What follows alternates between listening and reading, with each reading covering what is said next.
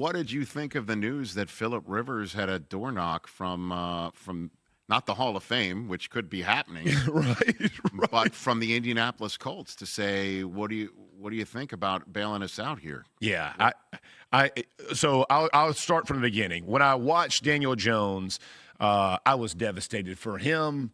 For the Colts, I am a fan. Like I tell everybody, right? Like I have bled blue. That organization, Jim, God rest his soul, was a friend and somebody I love, and I love those people, and I cheer for them week in and week out. And when I saw Daniel Jones go down, and he grabbed, at first I thought he was grabbing his cap, but then when I saw him slam his helmet down, I was like, this is bad, y'all. And he gets up, and I saw the limp, and I'm like, that's really bad. And I in my head, I'm not just thinking about right now, because we had already lost 3 or 4.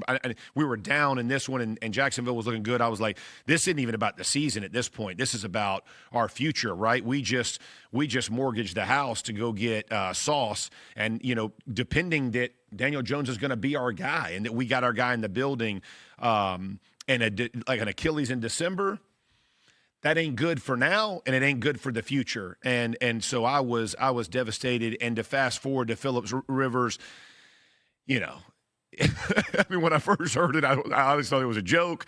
And that's no disrespect to Phillip Rivers. I love Phil. He's a 44-year-old guy sitting at home. Right. I mean, again, neck up, I'm sure he's ready. Like, right. He could go tomorrow. For sure. You know what I mean? Neck up to dissect the defense and be standing there in shotgun or under center and looking across the way. Like, right. He's got that part. Okay. That's not atrophied, but let's say this, never thrown to any of the receivers. Like, I equate this to me coaching, right? Like, I walked in, I didn't know a soul. He's going to walk in and not know a soul. It's not that these receivers aren't good, right, or this running back's not good, or this offensive line isn't good.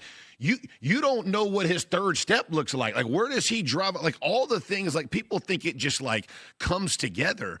That's just not how the NFL works. There's a reason that we do OTAs, right? There's a reason that people say we won that game in June, right? And that has no disrespect to Phillip Rivers and can he do it? Absolutely.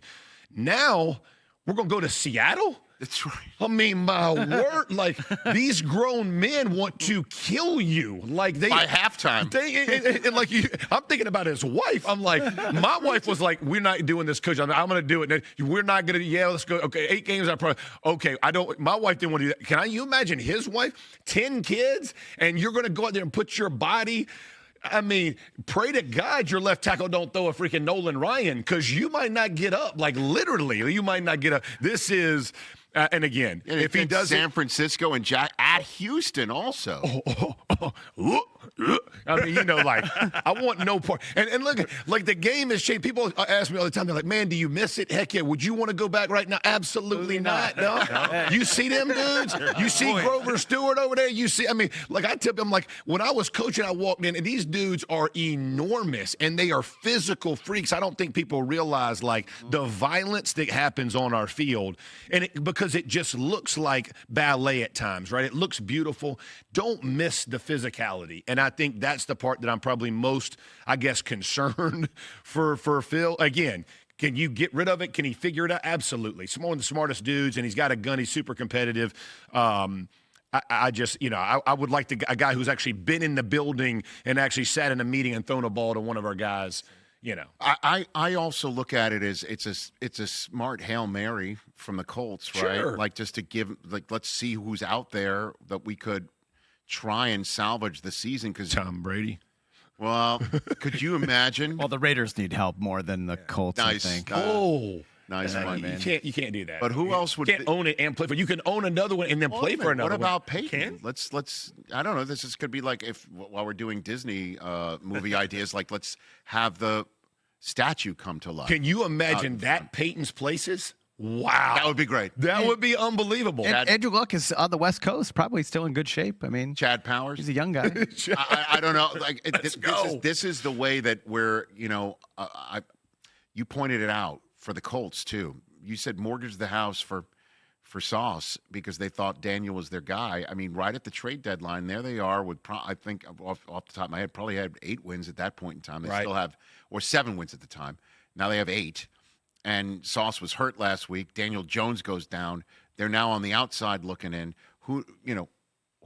Who knows? Right. You can't even like trade a 2 or a 3 for somebody else. You can't trade for anybody right now. No way. So it's just you don't want to trade any more of your capital anyway in the offseason too. This just kneecaps every plan that the Colts had right now. I put it out there this morning when we were having the conversation, and I had told all my Colts fans, we're all on text chains and that kind of thing. I was like, the absolute worst thing that could have happened. Like I'm just being real. Like take any other player and you could find and finagle your way around this thing. Like that particular injury to that guy at this time of year, it could not be worse. I mean, it is when you talk about like an organizational challenge at this point. So, I mean, think about it this way. If you're Daniel Jones, you want to get healthy, right? You're on a 1-year deal. You want to get healthy, so you want to come back. But you're going to have to sign with somebody. You got Mac Jones, out in San Fran. Is that going to be the guy? Like, because you're going to have to get in the sweepstakes. Like you said, you can't trade anymore. You can't give up any more picks. We got to replenish the locker room.